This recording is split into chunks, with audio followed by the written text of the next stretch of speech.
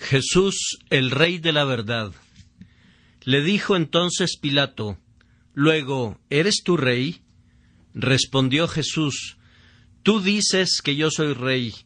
Yo para esto he nacido, y para esto he venido al mundo, para dar testimonio a la verdad. Todo aquel que es de la verdad, oye mi voz. Juan 18:37. Ya casi ha llegado la época en la que, por costumbre, nuestros conciudadanos son impulsados a recordar el nacimiento del santo niño Jesús, nacido Rey de los judíos. Sin embargo, yo no los voy a guiar a Belén, sino al pie del Calvario. Allí aprenderemos de los propios labios del Señor algo relativo al reino del que Él es monarca, y de esta manera seremos motivados a valorar mucho más el gozoso evento de su nacimiento. El apóstol Pablo nos informa que nuestro Señor Jesucristo dio testimonio de la buena profesión delante de Poncio Pilato. Fue una buena profesión en cuanto a su forma, pues nuestro Señor fue veraz, benigno, prudente, paciente, manso, y al mismo tiempo fue firme y valiente. Su espíritu no se acobardó delante del poder de Pilato, ni se exasperó frente a sus miradas de desprecio. En su paciencia señoreaba en su alma, estableciéndose como el testigo modelo a favor de la verdad, tanto en su silencio como en su palabra. Dio también testimonio de la buena profesión en cuanto a su contenido, pues, aunque habló poco, lo que dijo fue lo necesario. Reclamó sus derechos a la corona y al mismo tiempo declaró que su reino no era de este mundo ni sería sustentado por la fuerza. Él vindicó tanto la espiritualidad como la veracidad esencial de su soberanía. Si alguna vez nos encontráramos en circunstancias semejantes, que seamos capaces también de dar testimonio de la buena profesión. Tal vez no tengamos que dar testimonio nunca ante un Nerón como Pablo, pero si tuviéramos que hacerlo, que el Señor nos ayude y nos dé la fortaleza para que nos comportemos como hombres valientes delante del león.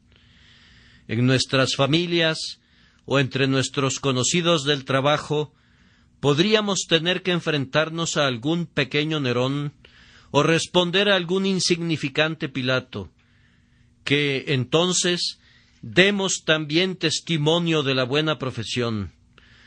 O que tengamos la gracia de quedarnos prudentemente callados o ser mansamente francos, según lo requiere el caso, y en cualquiera de ambas circunstancias que seamos fieles a nuestra conciencia y a nuestro Dios. Que el doliente rostro de Jesús, el fiel y verdadero testigo, el príncipe de los reyes de la tierra, esté a menudo delante de nuestros ojos para sofocar el primer brote de indecisión y para inspirarnos un intrépido valor. Tenemos para nuestra consideración, en las palabras del texto, una parte de la buena profesión de nuestro Salvador relacionada con su reino. Observen, primero que nada, que nuestro Señor afirmó ser un rey.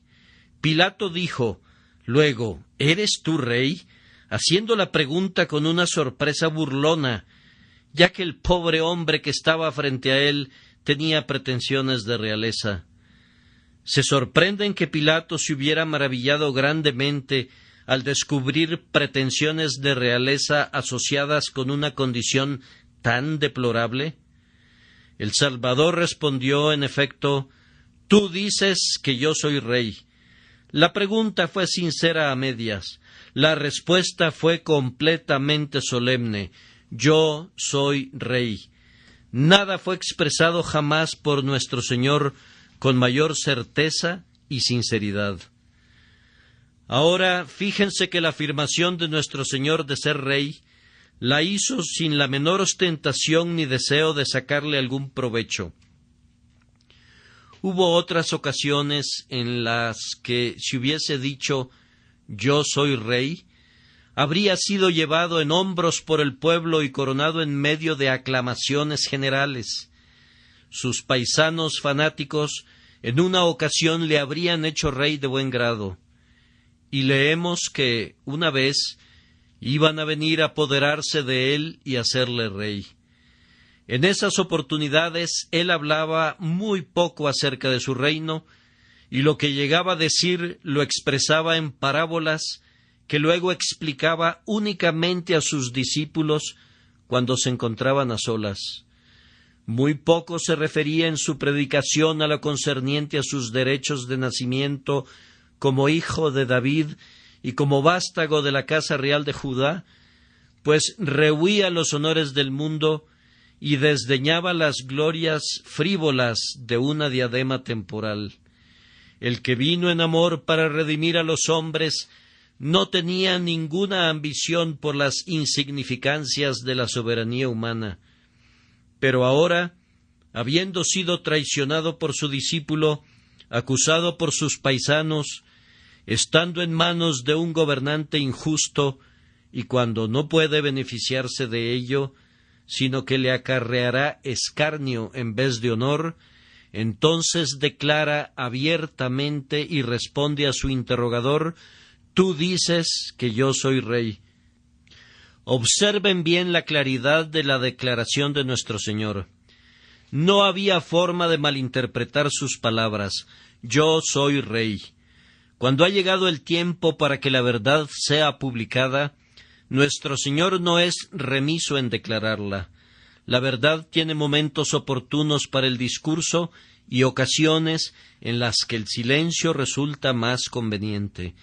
No debemos echar nuestras perlas delante de los cerdos, pero cuando llega la hora de hablar, no debemos dudar, sino que debemos hablar con la voz de una trompeta, emitiendo un claro sonido que ningún hombre pueda malinterpretar. Así, aunque era un prisionero condenado a muerte, el Señor declara valerosamente su realeza sin importarle que Pilato le cubriera de escarnio a consecuencia de ello. Oh, que tengamos la prudencia del Señor para hablar la verdad en el momento oportuno y el valor del Señor para predicar la verdad llegado su momento. Soldados de la cruz, aprendan de su capitán. La afirmación de realeza por parte de nuestro Señor debe haber sonado como algo muy extraño al oído de Pilato. Jesús, indudablemente, estaba muy agobiado, triste y debilitado en su apariencia externa. Él había pasado la primera parte de la noche en el huerto, en medio de una agonía. En horas de la medianoche había sido llevado a rastras de Anás a Caifás y de Caifás a Herodes. Ni siquiera se le había permitido descansar al despuntar el día, de tal forma que, de puro cansancio, se vería muy lejos del parecer de un rey. Si tomaran a alguna pobre criatura andrajosa de la calle y le preguntaran luego: ¿eres tú rey?, difícilmente la pregunta podría ser más sarcástica. Pilato, en su corazón, despreciaba a los judíos como tales, pero aquí tenía frente a sí a un pobre judío, perseguidos por los de su propia raza, desvalido y sin amigos. Sonaba a burla hablar de un reino vinculado a él. Sin embargo, la tierra no vio jamás a un rey más verdadero. Nadie del linaje de Faraón, de la familia de Nimrod o de la raza de los Césares era tan intrínsecamente imperial en sí mismo como lo era él, reconocido muy merecidamente como rey en virtud de su linaje, sus logros y su carácter superior. El ojo carnal no podía ver esto, pero para el ojo espiritual es tan claro como la luz del mediodía. Hasta este día, en su apariencia externa, el cristianismo puro es igualmente un objeto sin atractivo y muestra en su superficie pocas señales de realeza. Es sin parecer ni hermosura, y cuando los hombres lo ven, no encuentran una belleza deseable para ellos. Cierto, hay un cristianismo nominal que es aceptado y aprobado por los hombres, pero el evangelio puro es despreciado y desechado todavía. El Cristo real de hoy es desconocido e irreconocible entre los hombres, de la misma manera que lo fue en su propia nación hace 1800 años. La doctrina evangélica está en rebaja, la vida santa es censurada y la preocupación espiritual es escarnecida. ¿Qué?, preguntan ellos. ¿Tú llamas verdad regia a esta doctrina evangélica? ¿Quién la cree en nuestros días? La ciencia la ha refutado. No hay nada grandioso acerca de ella. Podrá proporcionar consuelo a las viejas y a todos aquellos que no tengan suficiente capacidad para pensar libremente, pero su reino ha terminado y no regresará jamás. En cuanto a vivir separados del mundo, califican eso de puritanismo o algo peor. Cristo en doctrina, Cristo en espíritu, Cristo en la vida. En estas áreas el mundo no puede soportarlo como rey. El Cristo alabado con himnos en las catedrales, el Cristo personificado en prelados altaneros, el Cristo rodeado por los que pertenecen a las casas reales, él sí es aceptable. Pero al Cristo que debe ser honestamente obedecido, seguido y adorado en simplicidad, sin pompa o liturgias deslumbrantes, a ese Cristo no le permitirán que reine sobre ellos. Pocas personas hoy en día estarán de parte de la verdad por la que dieron la vida a sus antepasados. El día del compromiso de seguir a Jesús en medio de la maledicencia y de la vergüenza ha pasado. Sin embargo, aunque los hombres se nos acerquen para preguntarnos, ¿acaso llaman a su evangelio divino? ¿Son ustedes tan ridículos como para creer que su religión viene de Dios y que someterá al mundo? Nosotros respondemos valerosamente sí, así como debajo del vestido de un campesino y del rostro pálido del Hijo de María podemos discernir al admirable consejero, Dios fuerte, Padre eterno, así también bajo la sencilla forma de un evangelio despreciado percibimos los regios lineamientos de la verdad divina. A nosotros no nos importa la ropa o la morada externa de la verdad. La amamos por ella misma. Para nosotros, los palacios de mármol y las columnas de alabastro no tienen importancia. Valoramos mucho más el pesebre y la cruz. Estamos satisfechos de que Cristo reine donde Él quería reinar, y ese lugar no es en medio de los grandes de la tierra, ni entre los poderosos y los sabios, sino entre lo vil del mundo y lo que no es, que deshará lo que es, pues a éstos ha elegido Dios desde el principio para que sean suyos. Debemos agregar que la declaración de nuestro Señor de ser Rey será reconocida un día por toda la humanidad, cuando, de acuerdo a nuestra versión, Cristo le dijo a Pilato: «Tú dices que yo soy Rey», virtualmente profetizó la confesión futura de todos los hombres. Algunos que han sido enseñados por su gracia se regocijan en él en esta vida como su Rey y todo codiciable. Bendito sea Dios. El Señor Jesús podría mirarnos a los ojos a muchos de nosotros y decirnos: «Tú dices que yo soy Rey», y nosotros responderíamos: «Lo decimos gozosamente». Pero vendrá el día cuando Él se siente en su gran trono blanco, y entonces, cuando las multitudes tiemblen en la presencia de su temible majestad, gente incluso como Poncio Pilato y Herodes y los principales sacerdotes reconocerán que Él es Rey. Entonces a cada uno de sus aterrados e irresistiblemente convencidos enemigos les dirá: ahora, oh despreciador, tú dices que yo soy rey, pues ante él se doblará toda rodilla y toda lengua confesará que él es el Señor. Recordemos en este punto que cuando nuestro Señor dijo a Pilato: tú dices que yo soy rey, él no se estaba refiriendo a su dominio divino. Pilato no estaba pensando en eso para nada, ni nuestro Señor, me parece, se refirió a eso. Sin embargo, no se olviden que, como divino, Él es el Rey de reyes y Señor de señores. No debemos olvidar nunca que, aunque murió en debilidad como hombre, Él vive eternamente y gobierna como Dios, y tampoco creo que se refería a su soberanía mediadora, que posee sobre la tierra en relación a su pueblo, pues al Señor toda potestad le es dada en el cielo y en la tierra, y el Padre le ha dado potestad sobre toda carne, para que dé vida eterna a todos los que le fueron dados. Pilato no estaba aludiendo a eso en primer lugar, ni nuestro Señor tampoco. Él se estaba refiriendo a ese gobierno que personalmente ejerce en las mentes de los fieles a través de la verdad. Ustedes recordarán el dicho de Napoleón: yo he fundado un imperio mediante la fuerza y se ha desvanecido.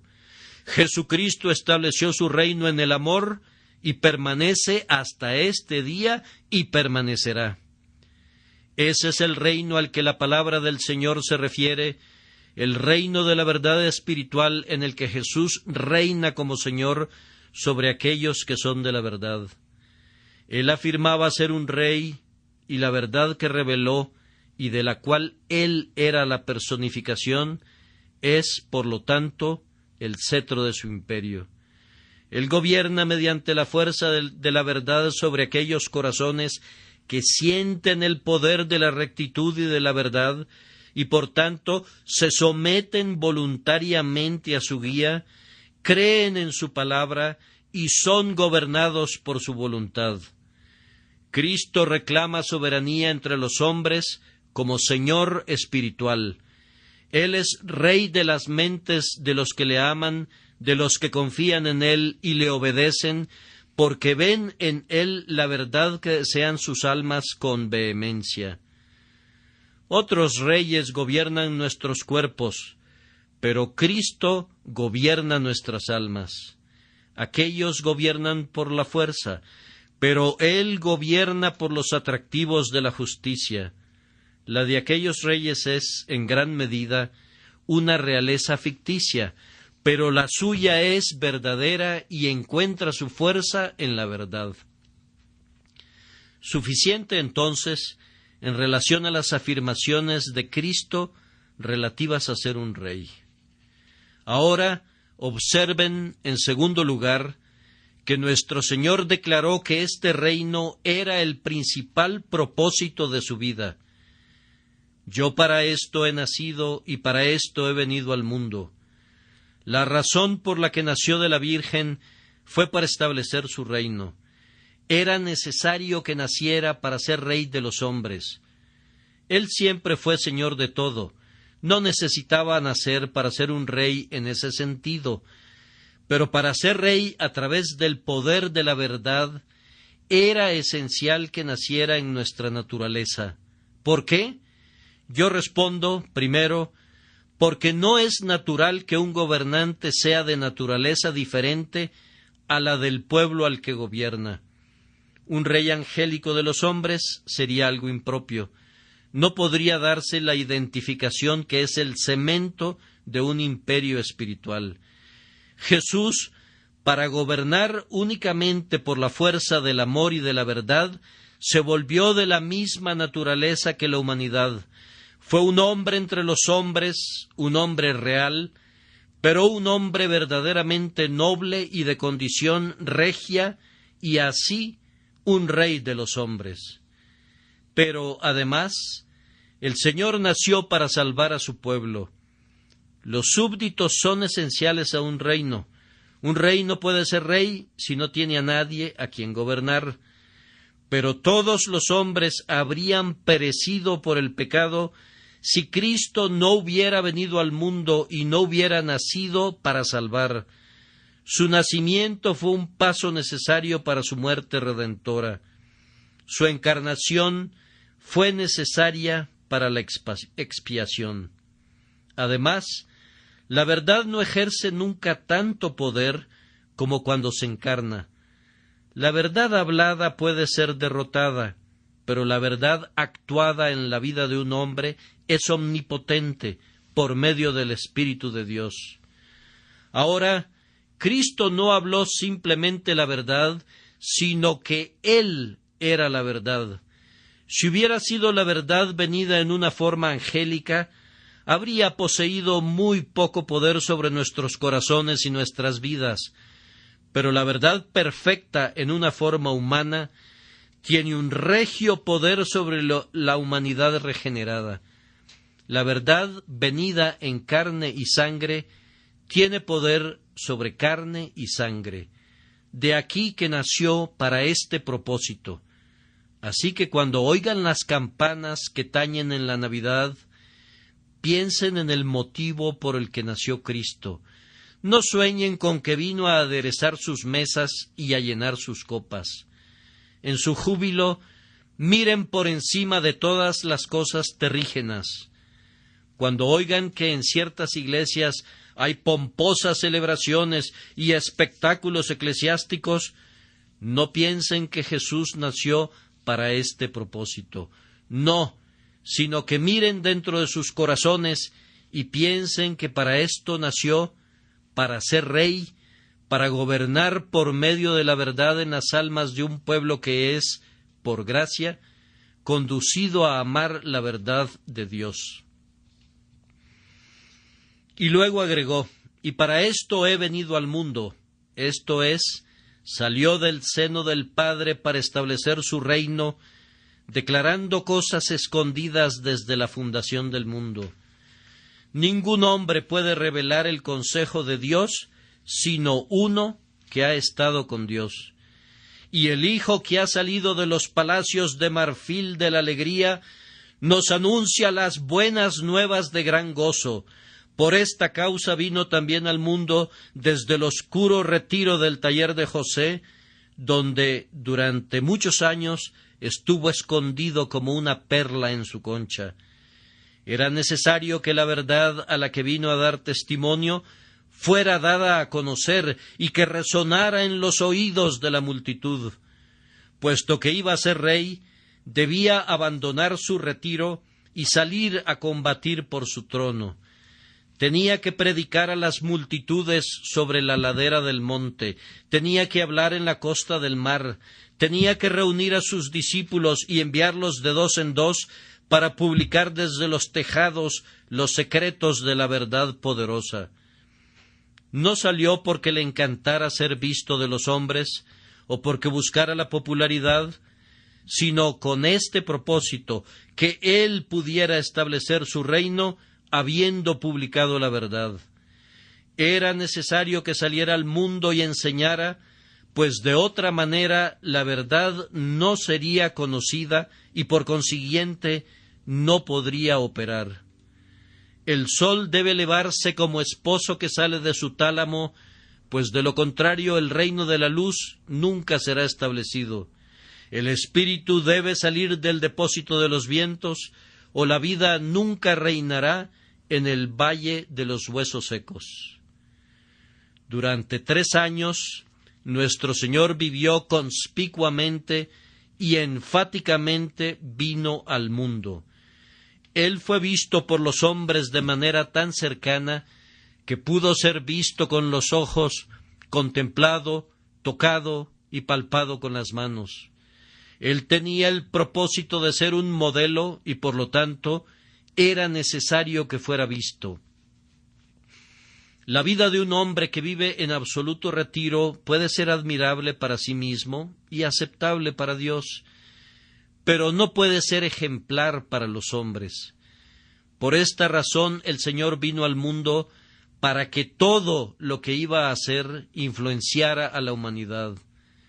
Sus enemigos tuvieron permiso para vigilar cada una de sus acciones, y se les permitió que se esforzaran para sorprenderle en alguna palabra para probarle.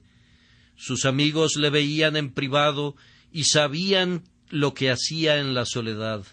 Así, su vida entera pudo ser reportada. Fue observado en la fría ladera de la montaña a medianoche, así como en medio de la gran congregación.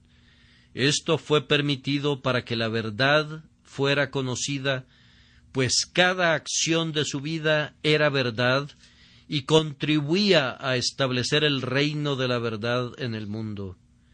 Hagamos una pausa aquí. Cristo es Rey, un Rey por la fuerza de la verdad en un reino espiritual. Con este propósito nació, por esta causa vino al mundo. Alma mía, hazte esta pregunta: ¿ha sido cumplido en ti este propósito del nacimiento y de la vida de Cristo? Si no es así, ¿cuál es el provecho de la Navidad para ti? Los miembros del coro cantarán: porque un niño nos es nacido, hijo nos es dado. ¿Es cierto eso para ti? ¿Cómo podría serlo a menos que Jesús reine en ti y sea tu Salvador y tu Señor? Los que verdaderamente pueden regocijarse en su nacimiento son aquellos que le conocen como el Señor de sus corazones, que gobierna su entendimiento por la verdad de su doctrina, su admiración por la verdad de su vida y sus afectos por la verdad de su persona.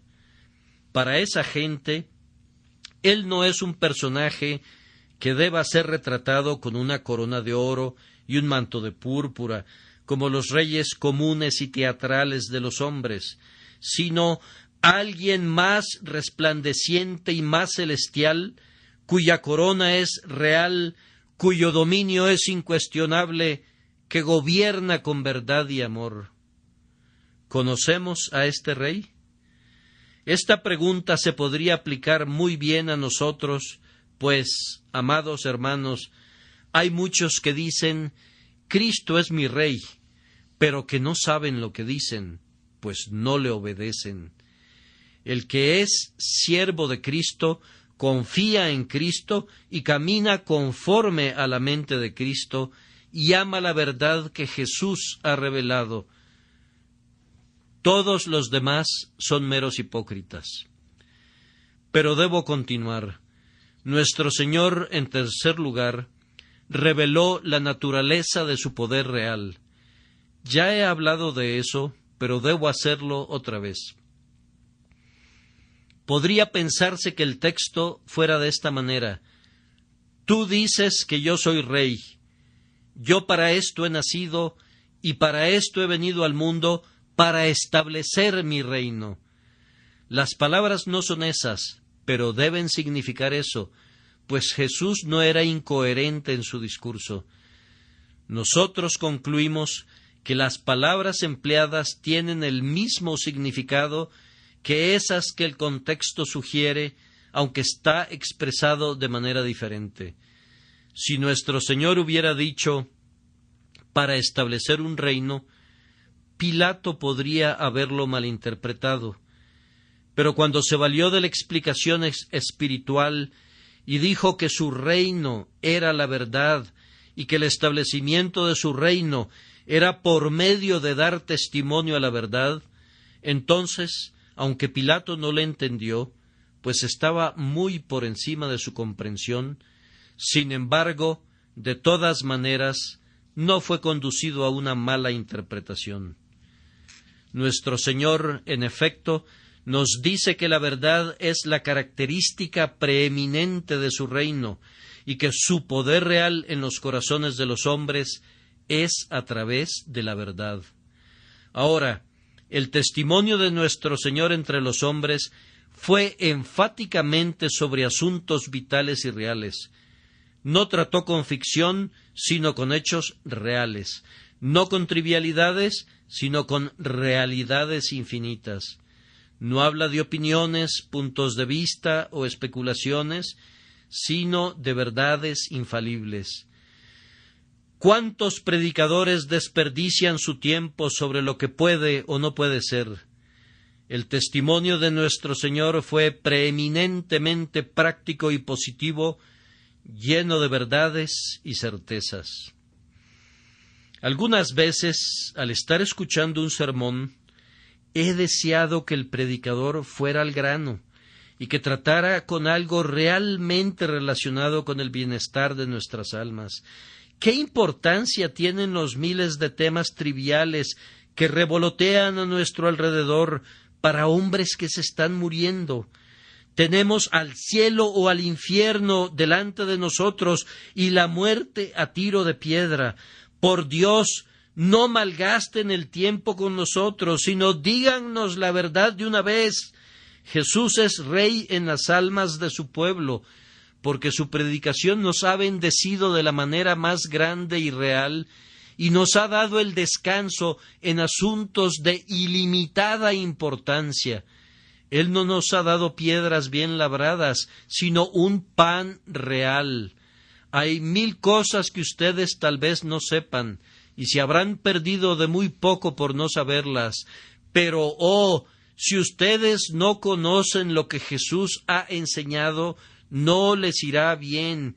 Si ustedes son enseñados por el Señor Jesús, tendrán un descanso de sus afanes, un bálsamo para sus aflicciones y la satisfacción de sus deseos.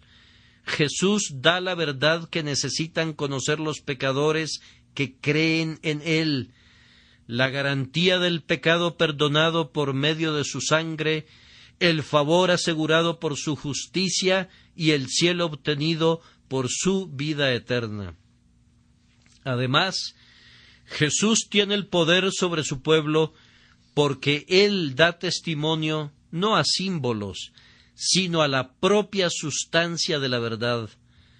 Los escribas y los fariseos eran muy versados acerca de los sacrificios, las ofrendas, las oblaciones, los diezmos, los ayunos y cosas semejantes. Pero, ¿qué influencia podría tener todo eso sobre los corazones adoloridos? Jesús tiene un poder imperial sobre los espíritus contritos, porque les habla de su único y verdadero sacrificio y de la perfección que ha obtenido para todos los creyentes. Los sacerdotes perdieron su poder sobre la gente porque no fueron más allá de la sombra, y tarde o temprano todos aquellos que descansan en el símbolo harán lo mismo. El Señor Jesús retiene su poder sobre sus santos porque Él revela la sustancia, pues la gracia y la verdad son por Jesucristo. ¿Cuánta pérdida de tiempo implica debatir sobre la forma de una copa, o la manera de celebrar la comunión, o el color apropiado para las vestiduras del clérigo en la época de Adviento, o la fecha precisa de la Pascua? Vanidad de vanidades, todo es vanidad. Todas esas trivialidades nunca ayudarán a establecer un reino eterno en los corazones de los hombres. Cuidémonos de no poner nosotros también mucho peso en las cosas externas y perder de vista lo esencial, la vida espiritual de nuestra santa fe. El reino de Cristo no es comida ni bebida, sino justicia, paz y gozo en el Espíritu Santo. El poder del Rey Jesús en los corazones de su pueblo descansa en gran manera en el hecho de que Él pone de manifiesto la verdad sin mezcla, sin la contaminación del error. Él nos ha entregado una luz pura y no tinieblas. Su enseñanza no es una combinación de la palabra de Dios y de las invenciones del hombre. No es una mezcla de inspiración y de filosofía. Plata sin escorias es la riqueza que Él da a sus siervos. Los hombres enseñados del Espíritu Santo para amar la verdad reconocen este hecho y rinden sus almas a la influencia real de la verdad del Señor, y los hace libres y los santifica. Nada puede conducirles a repudiar a tal soberano, pues como la verdad vive y mora en sus corazones, así Jesús, quien es la verdad, mora también en ellos. Si saben lo que es la verdad, ustedes se someterán tan naturalmente a las enseñanzas de Cristo como los niños se someten siempre a la autoridad de sus padres. El Señor Jesús enseñó que la adoración tiene que ser verdadera, espiritual y nacida del corazón, pues de lo contrario no sirve de nada. Él no tomó partido por el templo en Gerizim o por el templo en Sión, sino que declaró que la hora había llegado cuando los que adoran a Dios le adorarán en espíritu y en verdad. Ahora, los corazones regenerados sienten el poder de esto y se regocijan que los emancipe de los miserables elementos del ritualismo carnal. Ellos aceptan de buen grado la verdad de que las palabras piadosas de la oración o de la alabanza serían pura vanidad, a menos que el corazón tenga una adoración viva dentro de sí. En la grandiosa verdad de la adoración espiritual, los creyentes poseen una carta magna, tan amada como la vida misma. Nos rehusamos a estar nuevamente sujetos al yugo de servidumbre y nos adherimos a nuestro Rey emancipador. Nuestro Señor enseñó también que vivir falsamente es ruin y aborrecible. Él expresó desprecio por las filacterias ensanchadas de los hipócritas y los extendidos flecos de los mantos de los opresores de los pobres. Para él, las limosnas ostentosas, las largas oraciones, los ayunos frecuentes y el diezmo de la menta y del comino no eran nada cuando eran practicados por aquellos que devoraban las casas de las viudas. No le importaban para nada los sepulcros blanqueados y los platos limpiados por fuera. Él juzgaba los pensamientos y las intenciones del corazón. ¿Qué interjecciones utilizó para denunciar a los formalistas de su día? Debe haber sido un grandioso espectáculo haber visto al humilde Jesús, indignado, tronando en un repique tras otro sus denuncias contra la hipocresía. Elías no invocó jamás fuego del cielo que fuera ni la mitad de grandioso. ¡Ay de vosotros, escribas y fariseos, hipócritas! Es el más estruendoso retumbo de la artillería del cielo.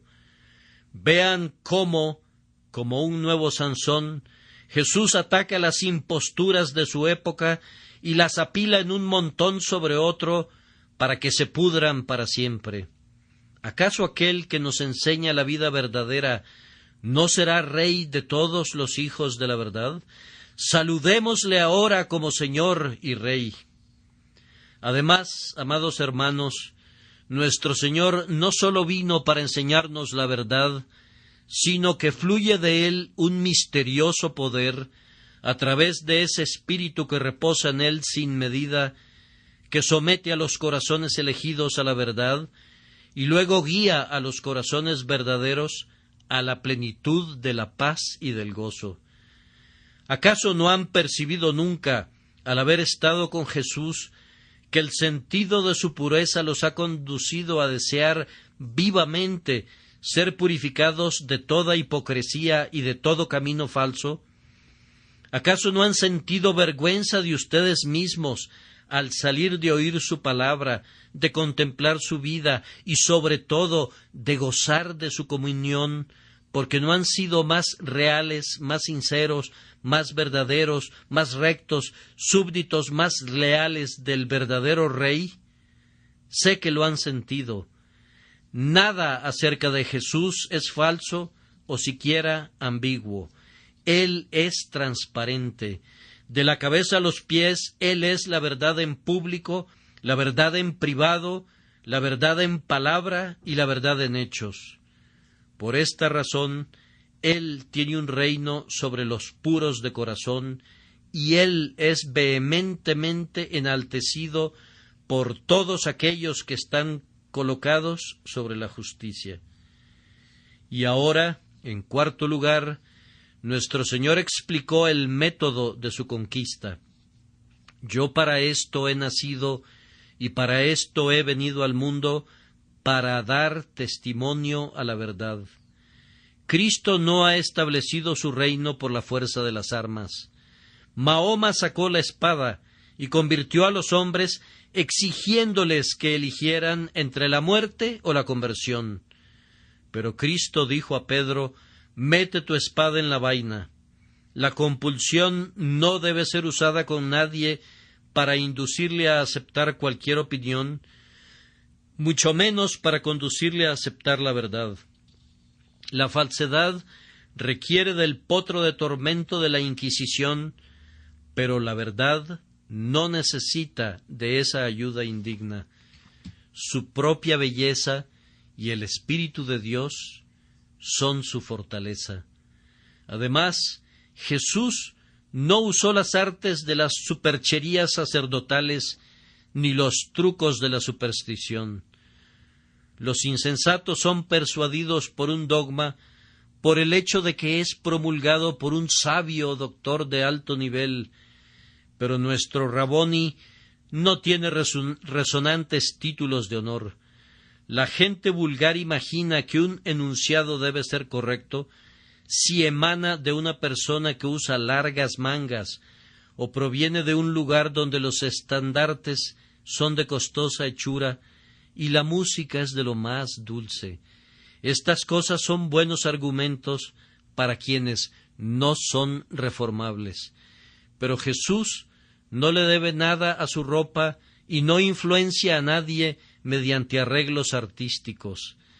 Nadie puede afirmar que Él reina sobre los hombres por el resplandor de la pompa o por la fascinación de ceremonias sensuales.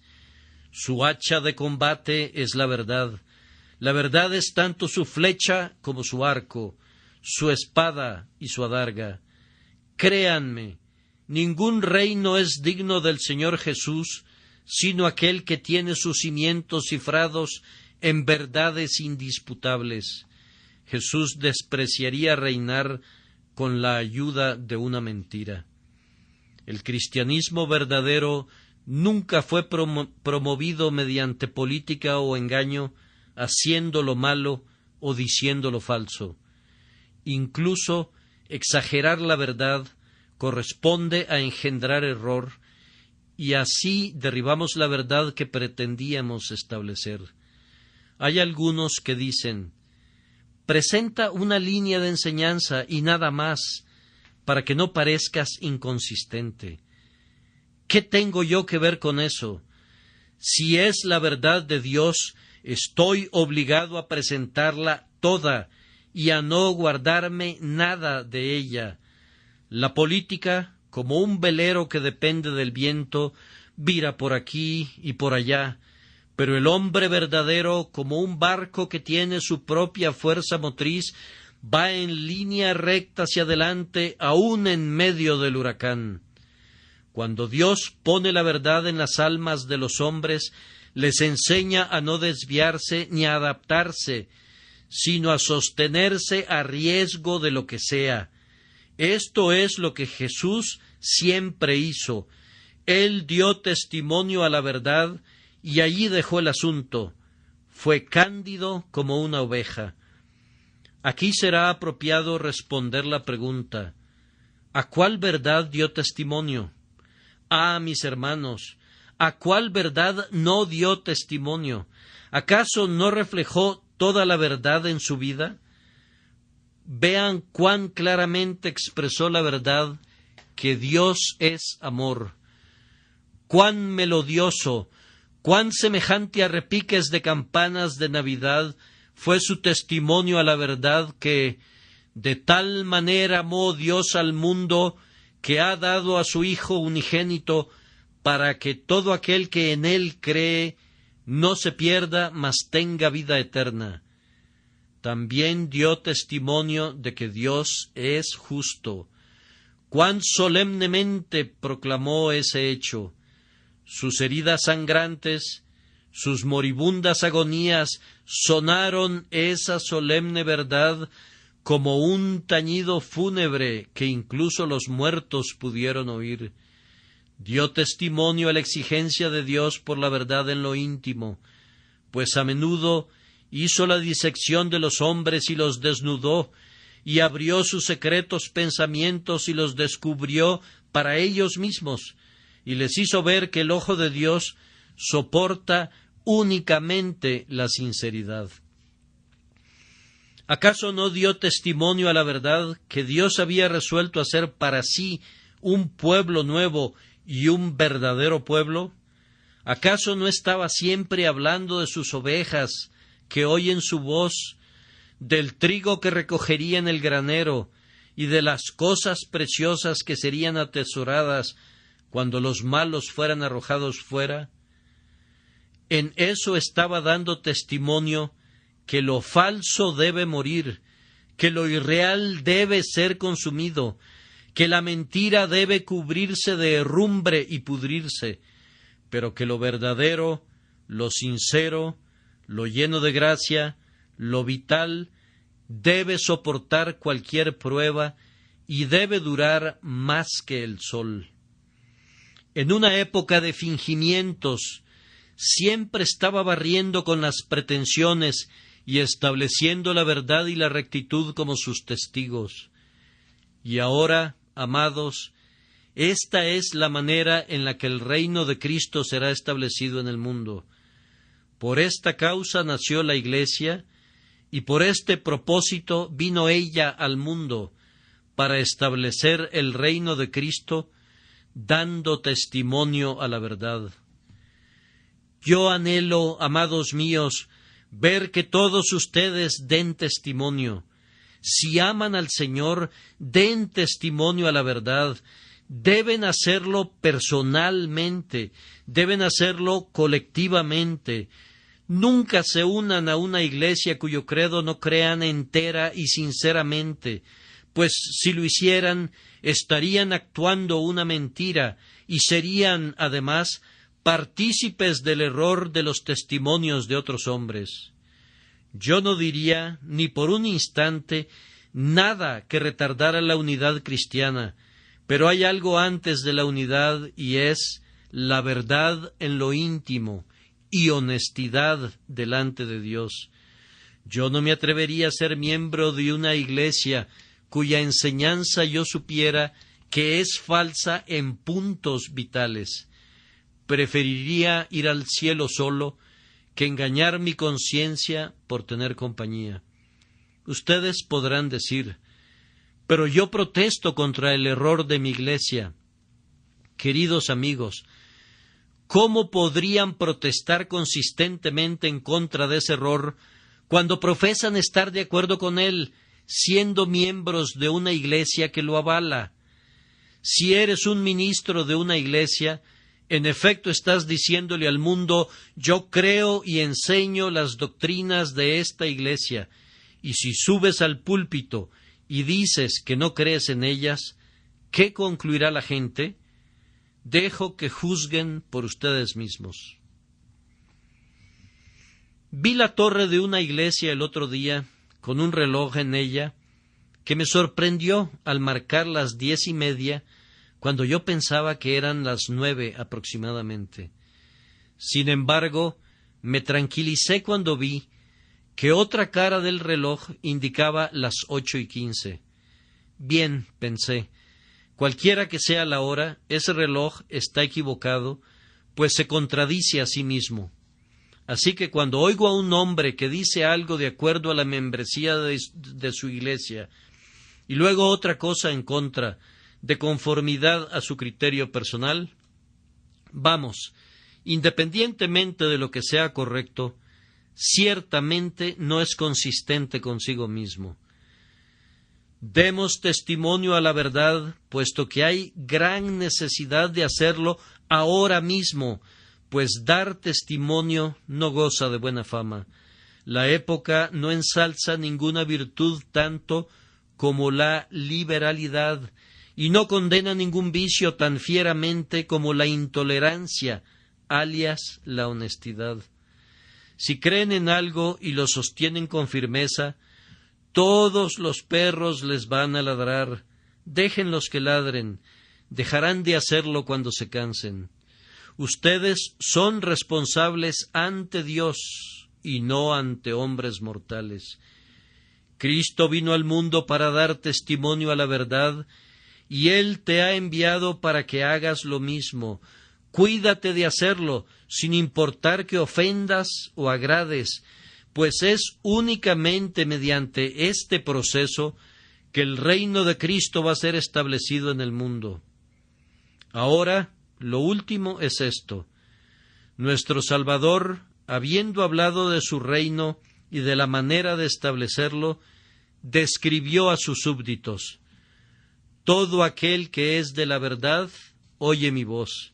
Es decir, donde quiera que el Espíritu Santo ha convertido a un hombre en un amante de la verdad, ese hombre siempre reconocerá la voz de Cristo y se someterá a ella. ¿Dónde está la gente que ama la verdad? Bien, no necesitamos investigarlo arduamente. No necesitamos la lámpara de Diógenes para encontrar a esas personas, pues saldrán a la luz. ¿Y dónde está la luz sino en Jesús? ¿Dónde están esos hombres consistentes que son lo que parecen ser? ¿Dónde están los hombres que desean ser verdaderos en secreto y delante del Señor? Pueden ser encontrados allí donde el pueblo de Cristo es descubierto. Serán encontrados escuchando a aquellos que dan testimonio a la verdad. Quienes aman la verdad pura y saben lo que es Cristo, se enamorarán con seguridad de Él y oirán su voz. Juzguen ustedes entonces en este día, hermanos y hermanas, si son de la verdad o no. Pues si aman la verdad, ustedes conocen y obedecen la voz que les pide que se alejen de sus viejos pecados, de los falsos refugios, de los malos hábitos, de todo aquello que no sea conforme a la mente del Señor. Le han oído en su conciencia cuando les riñe por todo lo falso que permanece en ustedes, y también cuando alienta en ustedes la parte de la verdad que está luchando allí. Habré concluido cuando les haya transmitido una o dos exhortaciones. La primera es, amados, ¿nos atrevemos a ponernos del lado de la verdad en esta hora de su humillación? ¿Reconocemos la realeza de la verdad de Cristo cuando la vemos deshonrada cada día?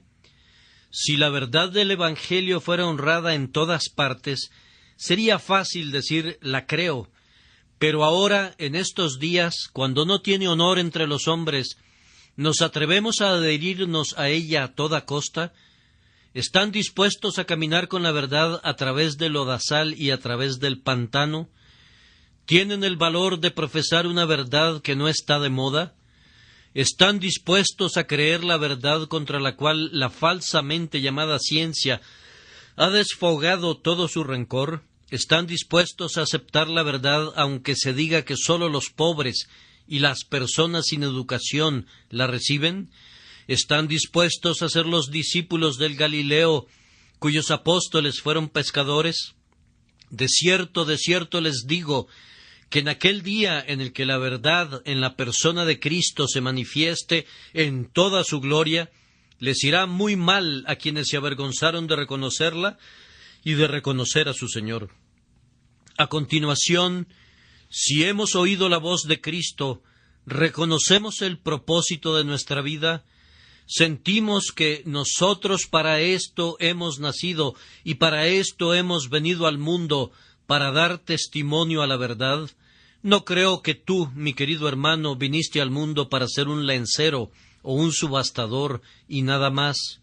No creo que Dios te haya creado, hermana mía, para que seas simplemente una costurera o una enfermera o un ama de casa.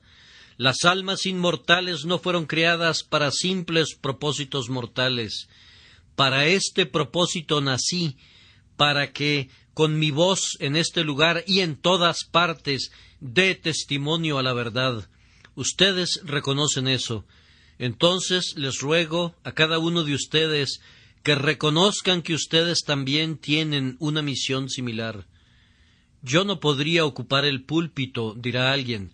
No te preocupes por eso. Da testimonio a la verdad allí donde estás y en tu propia esfera. Oh, no desperdicien el tiempo ni la energía, sino testifiquen de inmediato a favor de Jesús.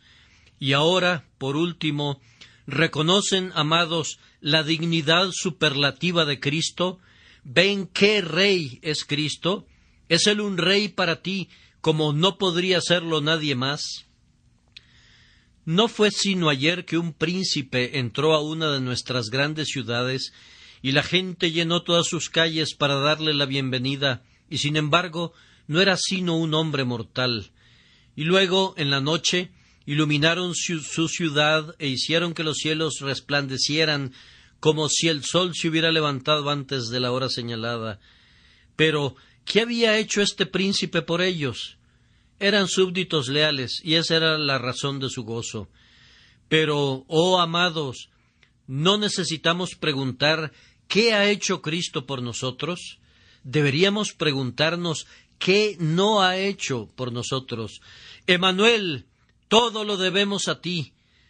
Tú eres nuestro nuevo Creador, nuestro Redentor del más profundo abismo del infierno. En ti, esplendoroso y todo codiciable, tus hermosuras promueven nuestra admiración.